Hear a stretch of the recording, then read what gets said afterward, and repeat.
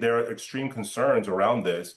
And I think very soon you'll start getting into quantum cryptography, which essentially is being able to decrypt anything at a quantum level with that kind of speed.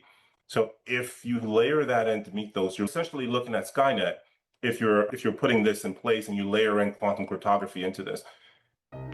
Welcome to the Technology Vanguard, your guiding light to the summit of IT leadership. Every leader has moments that shape their career, moments of struggle and doubt, moments of insight and growth. These don't show up on LinkedIn, but they define the path to success for the individual. Join us as we sit down with top CIOs and tech executives and uncover the personal journeys, the grit, the reinvention, and the relentless growth behind their achievements. This isn't just about IT strategy, it's about the human side of leadership and growth, offering a clear roadmap for every IT professional aiming for leadership. Get ready to explore the stories that really matter. This is the Technology Vanguard. Amel Edmond, how did you become CIO? It's actually a pretty interesting story. It goes back quite a bit, but let's go all the way to the beginning. I've always been a technologist at heart. As a young person, I'd probably say around 4 or 5 years old. I know we're going a little bit too far back, but it helps set the stage. I was always the child that liked to figure out how things worked. So I would often take my father's clock or any random piece of machinery and try to break it apart and put it back together. The breaking apart part was always easy, but having the mind to actually understand where everything connected, that was always the hard part. I had to learn that the hard way. Many moons ago, after the whole clock incidents, multiple, I went ahead and took apart a VCR. I'm not sure if most people even know what that is right now, but it used to be a device that was fairly expensive long time ago. And obviously my dad was not proud since I did not know how to put it back together. Lo and behold, went to school for engineering, did some time in the military, which brought me to, legal, and obviously now I'm in an accounting firm. My background predominantly has been in cybersecurity and infrastructure, but at heart, I've always been, like I said before, a technologist. So my firm, when I first came and walked in the door, I was actually the head of infrastructure and security. They found that I had the talent and the skill set that was necessary for the role, and I actually had a fairly decent vision as to where I'd like to be and where I'd like to see the firm to be and how to leverage technology more effectively. So thus, I was promoted to CIO and we've been running hard ever since. That's a great synopsis. Thank you. And yeah, really interesting. So you had the love and the passion for it right from the very beginning. Absolutely. So currently CIO at Withum.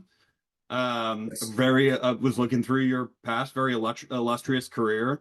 Can we start with what were some of the turning points in your career, like kind of pivotal moments for you? Pivotal moments were really not so much on the technical side. It was really more on the personal side. Obviously there's injuries that took place in college, things that happened with family members that drove me to actually be more focused as opposed to relying on just physical talent or just being friendly. Really focusing helped me get to where I am. I think having a strong faith as well as having the right people around me, I think was really critical. On the technical side, I think really having an advocate for you in the right rooms. I think that's what actually helped me get to the CIO level. I had a really great advocate in the boardroom, and they saw the talent, and they were able to give me the opportunity, and I did not let them down. So I think those are the major things that were needed in my personal career to get to where I am.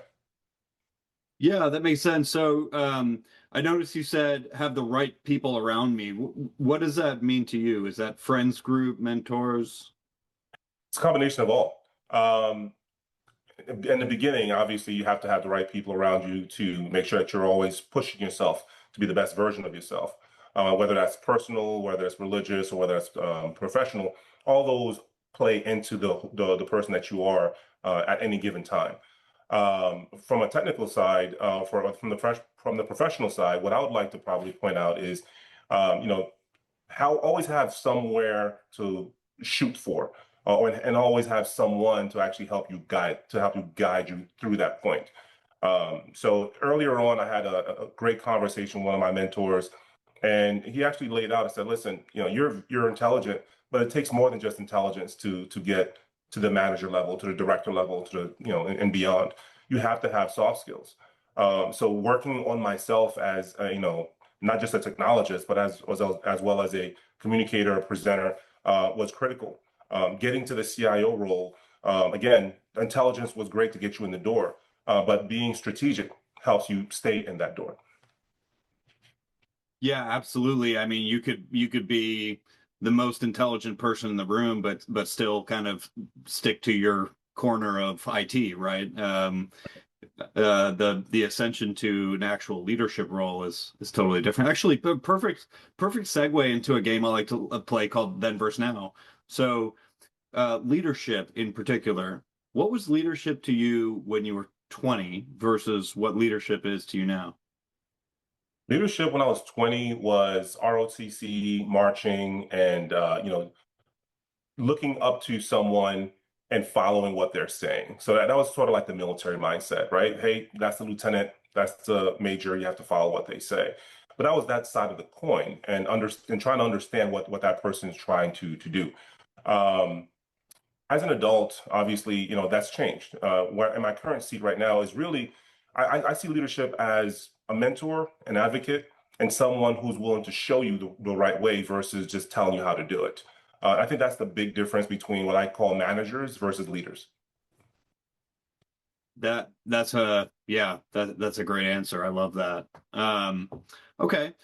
Uh, so I feel like I have a good understanding of like your timeline of ascension, the things that were surrounding you that kind of lifted you up. Um, can you can you give us a time when you were struggling or doubting and like what you learned from like a harder moment in your career? Yeah, I think one moment that I struggled technically was believing a little too much in myself and relying too much on my own individual intelligence versus the team around me. I was working hard in a data center. We were working an extremely long night trying to do a conversion. The team was, I can see that they were burning out. I wanted to keep pushing them, see how hard they can go, because we really wanted to get this thing done in a record time. We're trying to do a full network conversion and under 24 hours is extremely difficult. But we were almost there. One piece of equipment left to go, a little bit of testing to do, a little bit of configuration. We're almost there. It's about 2:30, 3 o'clock in the morning, and half the team is. You can see the fumes. They're all burning out. I need to take a break. People are drinking lots of coffee. I decided, I'm just going to do this myself. Picked up a fairly heavy server, and eventually dropped it. That migration obviously then extended to because we had to get new parts in. We had 24-hour window for that. So that 24-hour migration or 36-hour migration technically extended out to 72 hours, obviously costing the organization significant dollars and for that migration. Obviously, we had a backup plan, but just wasn't ideal. So again, that's one of the learning moments for me. Like, even if you can do it by yourself, the question is, should you? And are you Mhm. actually cultivating the next layer, the next tier? Are you creating an environment that shows that you have a line of succession by cultivating that talent that's underneath you? And I didn't. I felt as if this was an opportunity for me to show how strong or how I lead. You have the opportunity to show the guys how to do things the right way. And ultimately, it backfired. I showed them how to do it the wrong way by not trusting your team or just not saying, "Hey, guys, let's take 10, let's take 5, grab a break, and maybe we'll just go back at it tomorrow morning." That should have been the right path. Hmm. Yeah, that's a great story. I have a lot of stories like that in my life. I've learned from failure a whole bunch of times. Um, Yeah. so back to the mentor question, because I think this is a really interesting one. I've had people come on here and say they had a plethora of mentors. I've had people come on and say they didn't have any one-on-one mentors, but Oh, fashion themselves after people. For me, I've only had, a couple key mentors throughout my career. What was mentorship like throughout your career? yeah. I think mentorship happens differently at different stages. First, as you're a younger person, it's usually some sort of family member, an uncle or something to that degree. And after that, you progress to like maybe a college professor or someone that's in your life. Professionally, obviously, it was it's a combination of people. It was lieutenants and senior officers that were in the military, and then it was people at the senior level, like the director of IT. For the first professional job that I had was a director of IT. I looked up to him because he was doing all the cool stuff. He was, at the time, he was building NT servers, if you remember those days. Working on these very very cool things while I was just playing around with laptops and rebuilding those things. I wanted to do that.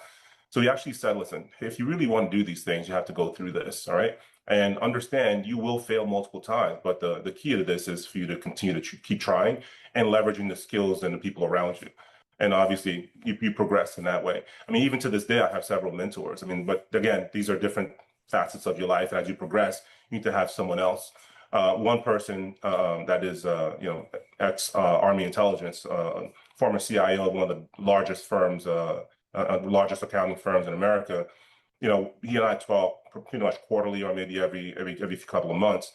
And, he's been guiding me throughout, my progression as a CIO, because there are layers or levels to being a CIO, especially if you're talking about a smaller organization versus a global one or a national one. So there's always different ways and different people you can actually pick up things from. And here's the other thing I also like to say: it's not always someone that's older than you. You can actually get mentorship advice from someone who's actually younger. I've had conversations with the staff one accountants or junior technologists that bring some level of insight to you to just have a conversation with everyone. I'm always happy to have a conversation openly with every different layer, because it doesn't necessarily always have to be someone who's been in the industry for 50 years more than you are.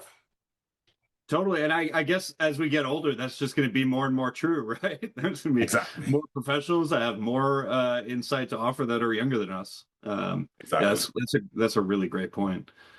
Okay. So what can you tell us about as you were rising up through the ranks? What was doubt like for you? Like, did you always know that's where I'm going and there's nothing that can stop me? Or did you kind of have a mental progression over time to get to where you were confident and knew that you could be a CIO? Yeah, there's always doubt. I mean, because at every room you walk into, there's always someone that's somewhat more intelligent than you are, or more confident at the very least. So doubt is there. But when you start understanding that it's okay to say I don't know or I'll get back to you, that's when you start being more comfortable in your own skin. I've seen plenty of times when individuals have stood up in the room and blurted out an answer to a problem when it was obviously wrong and half the room knew it. So it's kind of like that. You have to be confident in your own skin and be able to say, I'm not quite sure about that answer, or defer it to someone else on the panel if you're actually on stage, and it's okay to do so. Because at the end of the day, what you have to really cherish the most is your name. Okay, your brand and your name are absolutely like key. Once people stop trusting that brand or that name, everything goes downhill. So, and that holds true for the boardroom especially. So you have to be able to speak factually as to the information that you're putting out. Otherwise, your trust level will be eroded very very quickly. Yeah, absolutely. Um, what can you tell us about the CIO role that is generally misunderstood? Um, there are quite a plethora of different things that are misunderstood about being a CIO. For example, we get a lot of sleep at night. That's not necessarily true. Um, but as a CIO, you're responsible for a lot of different things, and there's different types of CIO. There are those that are focused on the business side, those are focused on security, infrastructure. There's all those things. That all depends on your upbringing. And that role is very, very diverse, whether it is, financial services or construction or higher education. So there's so many different, specialities and skill sets that are necessary to actually become a CIO. What must obviously be the main point is you have to be technical enough to get your foot in the door. You have to also work on your soft skills enough to stay in the door. Yeah, good. great advice. On the note of advice, I like to ask, what is the worst advice you've ever been given? And that's, can I do top three? Is Yeah, one enough? please. Yeah, can we get all three? Yes. Um, let's see. I've got a couple of them. Worst advice has always been it's okay to restart it. What's the worst that can happen? That's probably one of the worst pieces of advice I've ever gotten. But as CIO, it's always been right. It's okay. Do you trust your team? Yes, I trust my team, but I have to verify everything that they're doing.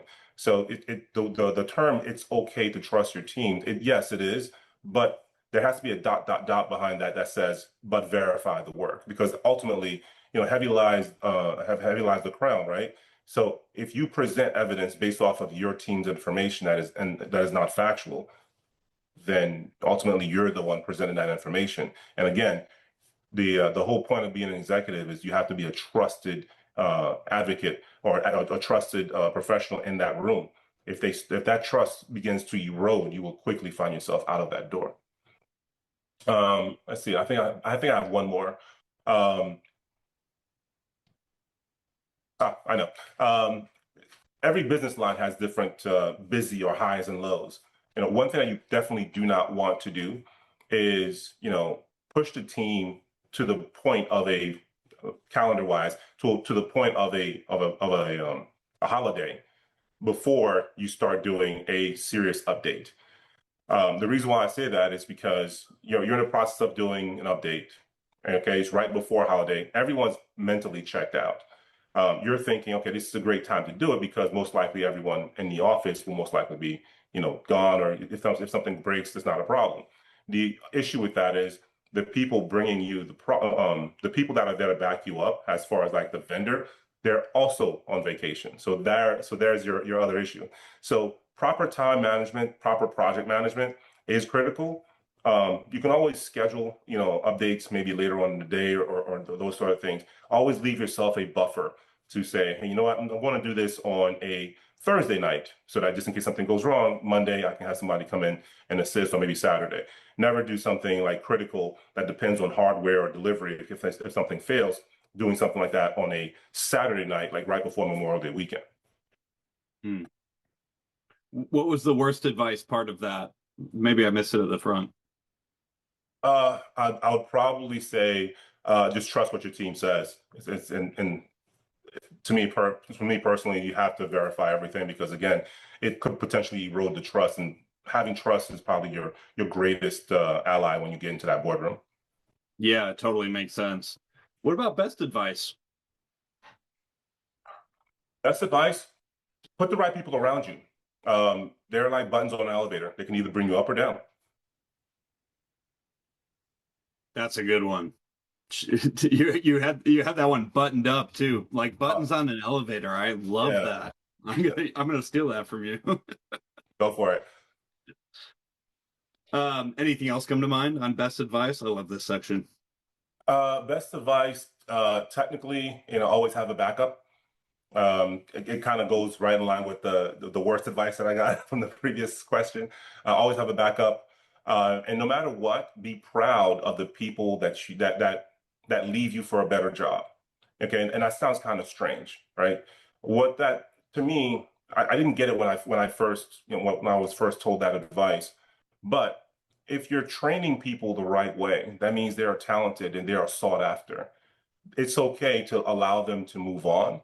And you should be proud that to say, hey, I placed the next CIO of organization A, or I placed the next director of IT over there, because those are your disciples that you help, cultivate those skills, those talents. And oddly, and obviously, if there wasn't availability for that person to stay within your organization, you should do the right thing by them. But if they want to become CIO and obviously the position is already filled, why not help them get to that tier with another organization? I think that's one of the things that I think helped me have a great team around me and a great team that wants to stay around me because they know that at the end of the day, I will run through a brick wall for them and they'll do the same for me. Yeah, I think that's definitely indicative of a really great leader, right? You don't want a great mentor who doesn't actually want you to excel far enough to move on. Right. That's called a manager. That's a manager. Yeah. Right. Before we get into the speaking about technology and et cetera, any other advice that you want to put out into the world of IT professionals who want to grow? Um, I'll definitely say try to write down everything you can, either in a notepad or a OneNote or something, because that starts to help you gather your thoughts, and then you can actually parse the information out as you need to. Obviously, everyone's brain's slightly different, but the way that mine works is I like to have everything written out, and then I can start breaking it up. Obviously, with the advent of artificial intelligence, it makes it even easier now. Scheduling and having proper organization and creating a routine really helps with maintaining, all the busy things that are happening in the technology world as well as the business world. So if you're constantly like being bombarded by information, you can sometimes break down if you're not a really organized person. Being organized and definitely making sure that you're keeping track of everything and prioritizing helps you deliver and execute effectively. That's a good one. Thank you. Absolutely. Technology on the technology side of things, what would you say is your broader technology strategy? Like, how would you describe it? Always look towards the horizon. And that sounds like a very broad statement. Um, it's hard to try to plan beyond 5 years. It's virtually impossible, especially with artificial intelligence and technology changing so rapidly these days. But you need to have, what I consider large boulders. You need to have these larger objectives that say, on this year, we're going to do this, and then so on and so forth, without necessarily creating this change fatigue in your organization. So there has to be buy-in from the leadership, stakeholders, and everyone else that's associated to say, we need to increase, technology or our growth by leveraging this technology. Whatever that technology is, you start really like putting that into your roadmap to say, okay, fine. Yes, we can try to put 5 different systems in 1 year, but what'll happen? No one will remember. Things will break. Your team will technically, probably create some sort of like snafu or mishap, and you'll probably lose half of your team as well. So what you want to do is, in our case, I'll give you an example. This year, we're actually rolling out a Workday product. So we rolled that out, and then next year we have another component we're rolling out. Following year, we'll probably take on something like a CRM or something else. So these larger boulders are the ones that you want to focus on. And obviously, there's probably 20 or 30 different smaller projects that are around it. But at its core, you have to understand functionalities, and these are the larger targets I'm going to take on this year. Taking on 5 large targets in 1 year is catastrophic for you professionally and your team. Right. Yeah, I like that analogy. The same analogy exists in sales. It's like you need the boulders, but the pebbles always have to be there. And it's almost reverse, right? You're saying the pebbles will always be there. The pebbles and the Always. rocks will always be there. So if you try to stuff 5 boulders in, it's not gonna fit. Right. It doesn't make any sense to do that because you're setting yourself up for failure. Because imagine, for example, trying to change out a CRM system while you're changing your network infrastructure. It doesn't make any sense to do both projects at the same time simultaneously. Just you're going to reach extreme burnout, and your back end team is going to hit a wall. And don't forget, during the day, these larger projects are there, but during the day, there are a myriad of different problems that arise from day-to-day, activities. Hey, this server went down. We have to do a backup, or guess what? A subpoena came in. We have to do, these other things. So all of these things that are constantly happening, your security team's always defending, or there's a cyber attack going on while you're trying to like roll out a CRM or new DMS. It's virtually impossible to take those larger projects at the same time of everything else. So two large projects in 1 year is, I would probably say, probably too much. But I would say that's definitely the max I would recommend anyone doing at any given year. Yeah, makes sense. How does AI fit in there? Is AI boulder or pebble? Well, it's definitely the boulder. But the question is, what type of AI are we talking about, and how are you leveraging it? You can look at, if it's just RPA, that's technically a pebble. I mean, it's just robotic process automation where doing a Q&A bot. If it's something that's more agentic, where it's actually intelligent, or if it's something that is tied into your security, or maybe something that's tied into your DMS or your processes, or maybe your MDM solution. There's a lot of different versions of this, some of them larger, some of them smaller. It all depends on the platform. Yeah, I mean that's a great answer, and I think it's interesting to look at it. There's so many different angles to look at AI from. I mean, it could be part of the CRM that you're looking at, and that's AI, right? Or it could be, something that you need to build for yourself, an application or an agent or something like that. Mhm. You've written a couple, probably more than a couple, but I've read a couple of your articles that you wrote. Really great. They're on LinkedIn for anybody who wants to read them. One's called Work Slop versus Real Impact, and another one is titled AI Without Atrophy. Would you mind speaking to, the content in those and kind of the point that you're trying to get to with the information? Uh, I guess it's going to be the spoiler alert for both those articles and for anyone that's going to read them. But the work slop article really was around making sure that the content that's being presented again is factual, so that you do not erode away at your trust. Um, so imagine, for example, you've got Johnny, who's a junior engineer, and he's sort of like going through this, your process, and he's going through and he's reviewing some code, and he's developing code, but he's a junior engineer or he's a junior developer. That junior developer puts out something that looks nice. It looks as if it can be functional. Or, hey, this looks great. What do you think? And then you take that face value, you trust it, you didn't verify, dot, dot, dot, and you present that to someone else. And ultimately, someone takes your word for it and presents that as well. So that chain goes on. All of these very intelligent people rely on you to use your judgment, right? Your proper judgment. That kind of leads into the AI without atrophy conversation. So both of those articles kind of tie in together. So the first one around work slop is a lot of AI is putting out information out there that can be somewhat maybe ambiguous or somehow somewhat inaccurate, but there's probably 80% of it is looks good and it is correct. But that 20% is the killer, right? You have to be able to be intelligent enough to review that without actually putting out work slop.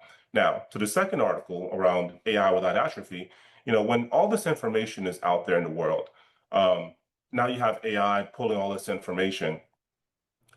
What's the value of individuals? Historically, you know, technology's always been able to take out the quote unquote physical work out of something. So you imagine, I'm going back in the days of the abacus, for example, again, dating myself, right? Imagine that.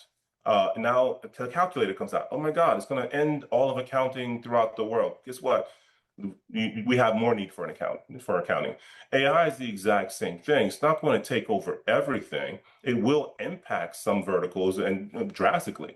But while it's impacting or potentially eliminating work, it also is creating work on another side. So you have to make sure you're leveraging AI effectively. But leveraging AI without gaining atrophy is a matter of using your judgment so that you can verify the information that is actually being presented. So you have to be intelligent enough to review and say, this is actually inaccurate, or prompt the AI effectively to say, how exactly did you get that answer? And can you validate it using the proper, using some proper links? So these are all things that you have to essentially leverage the human judgment to make sure that it is that the information that you're presenting is validated. A lot of people say, there has to be the human in the middle. I like to say it has to be human in the lead, and the AI should be following. Yeah, I totally agree with that. I mean, we're seeing that across every industry that I'm working with right now. The leaders aren't looking at AI as a replacement of headcount at all. I mean, not even a little bit. They're just saying they're saying we want to use AI to make our headcount 10 times more productive. And it's Correct. as simple as that. And Correct. yeah, it's interesting. The fear always comes in a revolution like this, right? But it's we'll look back at it 10 or 20 years and can chuckle, I think. But Yeah, yeah. I think realistically, if you fast forward even five years, we will actually look back and say, what were we thinking by slowing this down? AI, conceptually has always been around for about 30 or 40 years. It's just now gotten, it's fast tracked thanks to ChatGPT and I think a combination of COVID as well. So you've got all these things that took place at the same time where, all right, great, let's move forward. I mean, think about what's happening right now with the geopolitical landscape. There are data centers sprouting up everywhere now. Most people don't know this, but there's only really four countries in the world that actually make the processors that are necessary for these massive GPUs to actually run. So with that in mind, you're looking at, okay, supply and demand issue now, right? So the supply will still be there. Well, they're still cranking them out, but they're not cranking them out any faster. So that means the demand is high, supply stays the same. Guess what? Pricing goes up. So the cost to run these data centers, including the cost of chilling them all, will go up in the next couple of years, if not sooner.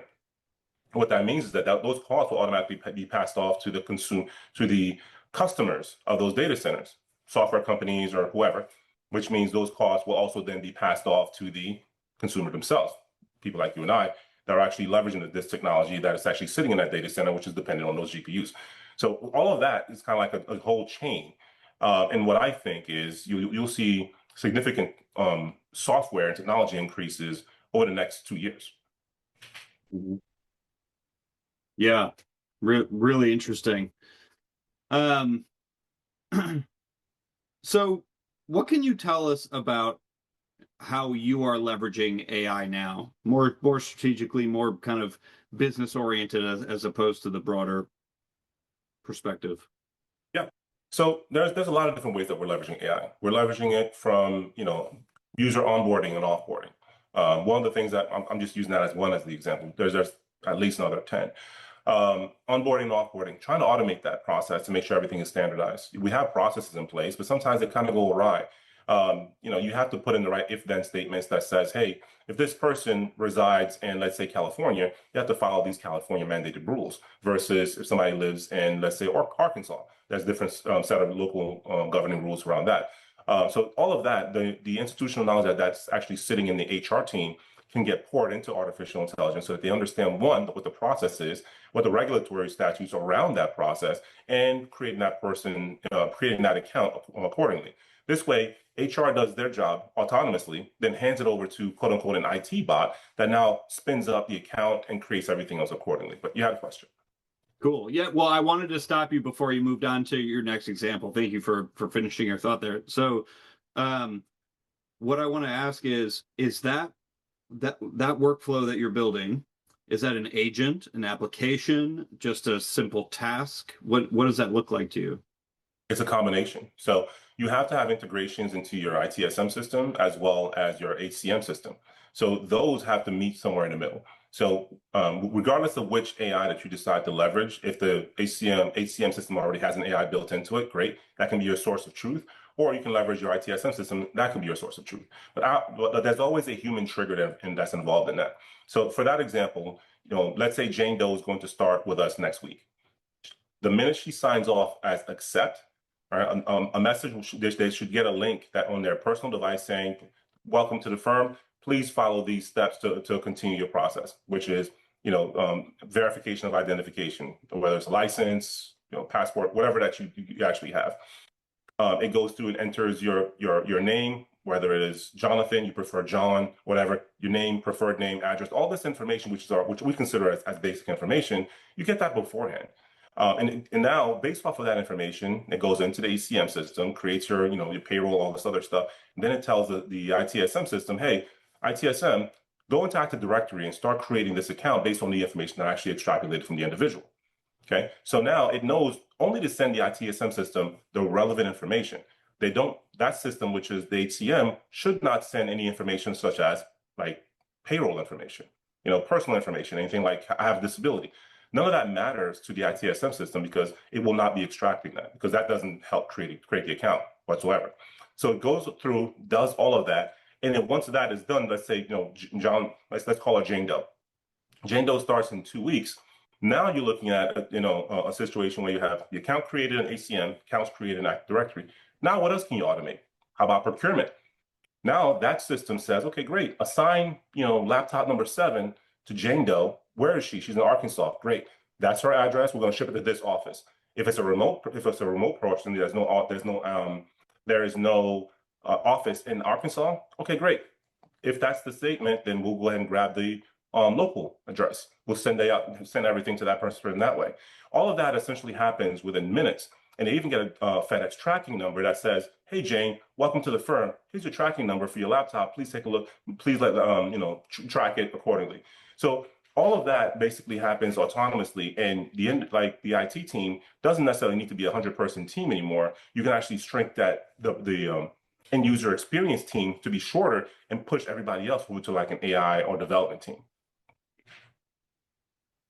I love it. Yeah, that's really interesting. Thank you for articulating so much of that. Can you tell us more about well, actually, before I ask you that question, you said AI is a boulder. You already have a boulder in front of you this year, a boulder in front of you next year. Yeah. How do you view how AI is going to, because it sounds like you're building a lot of this stuff yourself. I mean, you know it very in depth. You're kind of bleeding edge with how people are using AI. How are you fitting it into your calendar of events? Well, one of the things I said earlier was having the right people around you. That also means the right vendors. So those vendors that are really experts can come in and help augment your team or just flat out do the job for you top to bottom if you don't have the expertise in, let's say, CRM or ITSM. And it's great to have vendors like that around to actually say, okay, guys, we're going to make this a turnkey solution. Yes, we're going to pay 30% more, but the value add to that is we can go to market with this product maybe 50% faster than if we were doing it ourselves. There's plenty of times where pride sets in, where we tend to say, I can do it. I want to do it from beginning to end. That's great. I love cars. I'm not going to build a car. It's easier to just go buy one than build it yourself.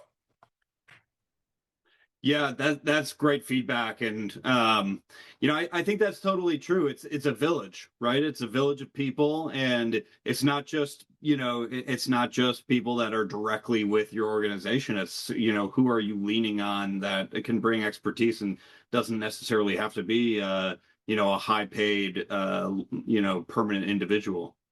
So Exactly. yeah, that's a great point. What else do you want to talk about with regards to AI? I don't want to, have you spill all your secrets, but I'd love to hear more. Well, I mean, you can also, I love cyber, right? I love security. So how are we leveraging AI for security? We have, I think, 4 different layers of AI built into our security stack, and it's pretty robust. Without spilling too many secrets, let's pretend, for example, an attacker is trying to get in and somehow you manage to bypass all the two-factor authentication, all these other systems. Let's say someone was able to actually get into and infiltrate one of our laptops. The usual attack vectors for that person or that bad actor is to start jumping from one device, capture the hash, and go into another. Our systems are set up in a way that it will allow you to think that you're copying across while containerizing that laptop completely, disabling the connection, disabling the account, because obviously that account has been compromised, and starting to backtrack exactly where the bad actor actually came in. We also have systems in place where it's basically honeypots, where you have anonymized data that looks real, where they're kind of going in and they're breaking into your virtual honeypot environment. So this way you can actually rewind the clock to see exactly how the bad actor was able to get in. This way you know exactly where to apply the proper fixes, the proper security measures. At the end of the day, it's all about being able to understand what the mind of a bad actor is in order to prevent a notorious activity from happening. Wow, that's really cool. And are you leaning into vendor relationships to create those scenarios, or are you building them? It's a combination. Yeah, it's a combination of things. Vendor relationships are great. Having the knowledge, first of all, is also paramount. And having the right team around you is great. We have a great cybersecurity and infrastructure team here. They were handpicked and these guys are absolutely amazing. They stand toe to toe with some of the big boys out there, and we actually have had a series of very strong, very common name cyber attackers try to break into our environment, and they actually did a really good job making sure that number one, everything was containerized, and no real data was leaked or any way, shape, or form. And as a backup, remember, one of the things I said, always have a backup. If all of that goes wrong, we still have a vendor come in as our incident response team to autonomously be able to pull that lever and say, all right, we're going to come in and take over and help you guys and bolster the team a little bit, do what you guys need. Worst case scenario, something, catastrophic happens, you will have boots on the ground within our main office in under 24 hours from that vendor. So again, having the right people around you it allows you to sleep at night. Cool. Yeah. Well, not you. You already made a joke about not sleeping, and now I know why, because you love security. I mean, I have been known to be up at 3 o'clock in the morning on the dark web once or twice. One of my articles is how to actually get into the dark web. So if you don't know what you're doing, Yeah. don't read that article. Well, yeah, that could lead to trouble for me, trouble in paradise, Yeah. maybe in the marriage. Yeah, that's really interesting. My brother was military also, and he came out with some hyper vigilance, and so it makes it. I'm connecting the dots. It makes sense that this is something that you take very seriously and you enjoy it. I love it. That's great. It's fun. I mean, you can't go wrong with that. I mean, again, everyone progresses in their own path. But I have it's a special place in my heart around cybersecurity and being hyper vigilant and making sure that you're protecting your organization. And I take great pride in doing that. And my team now, they're doing that for me. As a matter of fact, and I'll tell you a story. I remember I have a USB drive with all these questionable applications on them.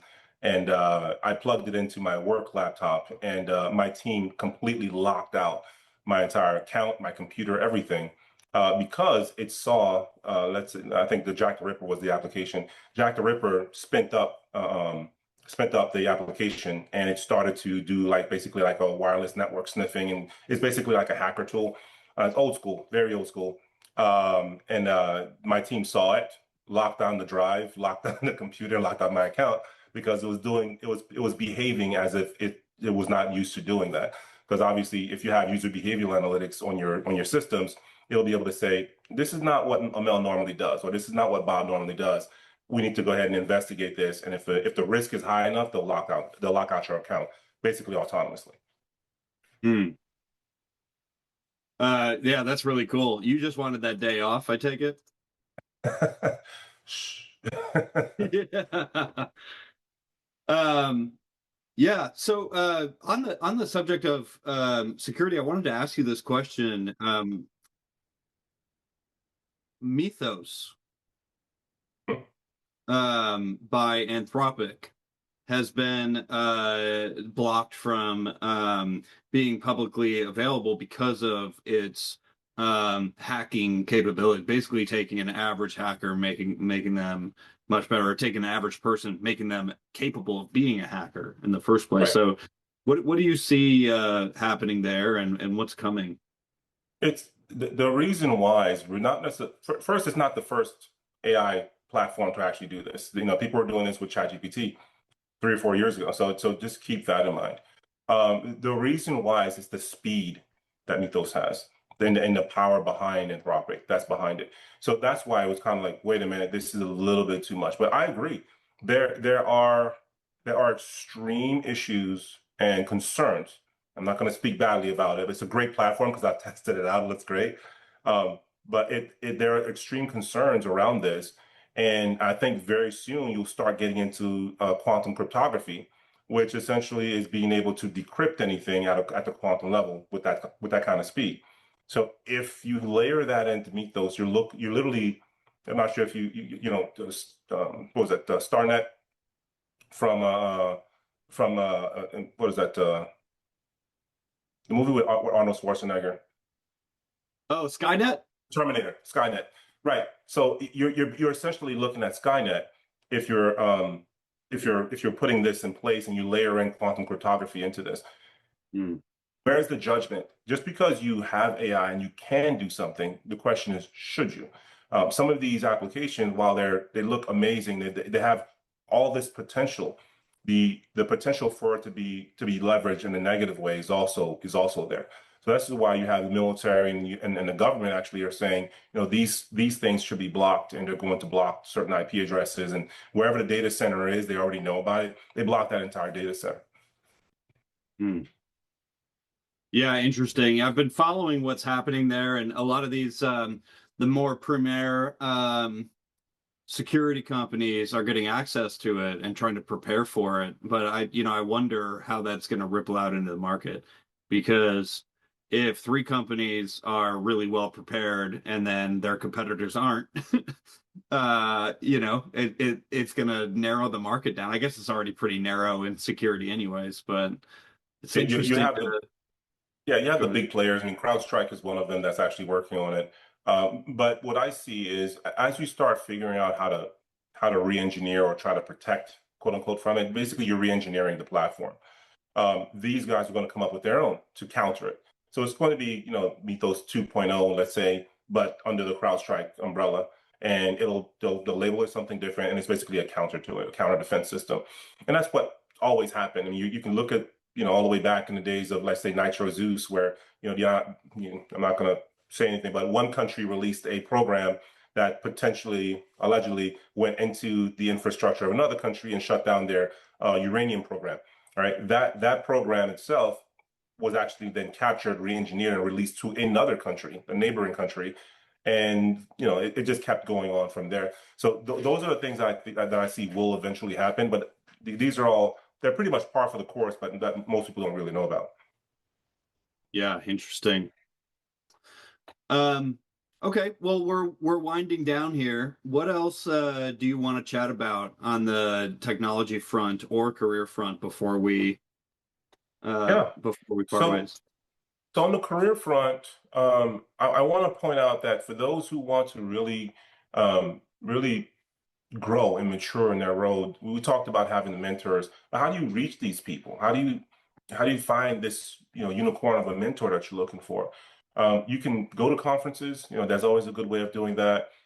Find like your local technology group, have conversations with these people. You can go to like these shows or conventions. There's a lot of different ways of doing it.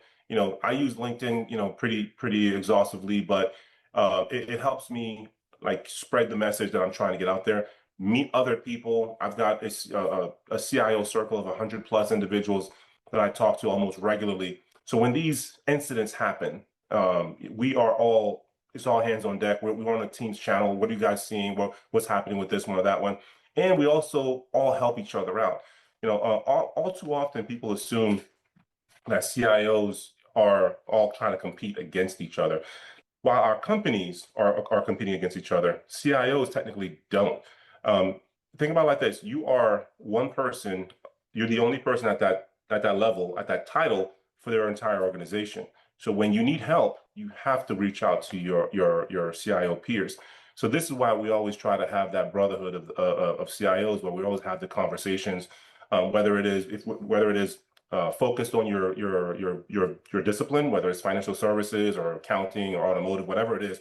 There are those, but I'm also a part of a general CIO group and also a regional CIO group, just to make sure that I'm trying to cover all my bases, and that's the one way that you can probably really get your voice out there. And at the very least, you don't always have to be the smartest person in the room, and that's a good thing, to be honest with you. Being the smartest person in the room, you're not getting anything out of it. Sitting down, listen to everybody talk and seeing what's going on, always beneficial. Yeah, back to the beginning of the point you were making. I think that's so true. When I was younger in my career, I had no idea how to find the right mentors or even that it was that important, but I wanted a great mentor. I just didn't know how to get in front of them. And you can't cold reach out to somebody and ask them to be a mentor, right? So if I had known to go to conferences in the professional world that I want to become part of, I think it would have accelerated my career much faster. And I think that's probably true for everybody in their respective careers, right? Get in front of the right people so you can meet them in person and have a dialogue. And they may inadvertently, indirectly become a mentor, or you might actually ask them, hey, would you mind mentoring me? Can I meet with you once a month to talk about how I can grow in my career, right? I think, Right. that should be standard. That should be common practice. Right. And if you can't do that, start off with a career coach. Okay. What am I doing to actually, to better myself? What should I be working on? That person will help you at least structure a game plan and ultimately get you. Part of that is going to be you need to get out there to trade shows, you need to get out there to conferences and have conversations. And at the end of the day, what will happen is gradually people will start hearing the voice and saying, you know what, why don't you come up and have a conversation with us as a panelist? And why don't you come up and have a conversation as doing this? And you start being invited to these places, and ultimately someone else will come up and say, hey, you mind mentoring me? How'd you get to this tier? And you can hopefully pay it forward. Yeah, absolutely. Yeah, networking is absolutely crucial in the career space. Something that took me a decade to learn, sadly. But um, so what else you got for us before we part? I think that's about it. Again, technology is always evolving and morphing and changing. Stay on top of it as best as possible, but always have people around you that are staying on top of it as well. At the end of the day, have conversation with your fellow leaders at the C-suite level. Have a conversation with those beneath you, your managers and aspiring leaders. Having those conversations helps you stay connected. And doing it all in a box virtually is good. In person is 1,000 times better because now you're looking at the person in the face, you're understanding, body language, all of these different little small things that happen at the subconscious level. You pick up on these things and you get to know the person as a human. When the person's in the screen and at a subconscious level, you really don't have that full connection with the individual. Yes, video conferencing has made the world a lot smaller, way more efficient, less travel. I'm all for it. But if you're trying to cultivate a team and create a line of succession, one-on-one time, face-to-face is absolutely critical. Yeah, I totally agree with that. And that's why I built this luxury cabin in the mountains so we could have a podcast conversation. It's great. It's great. Amel, thank you so much for joining the podcast and sharing your wisdom. I really appreciate it. And perhaps there's an episode number 2 with Amel in the future. Looking forward to it. Thank you. Cheers. That wraps up another insightful conversation here on the Technology Vanguard. We hope today's episode has offered you fresh perspective and valuable lessons from the forefront of IT leadership. Remember, the clearest path forward is often lit by someone who's already navigated the journey. Keep pushing boundaries, keep learning, and keep growing. Don't miss the next episode. Subscribe now and join our community of forward-thinking IT leaders. If you're interested in joining as a guest, or you know someone who has a great story, please do reach out via the Technology Vanguard LinkedIn profile or in the comments below. See you next time on the Technology Vanguard.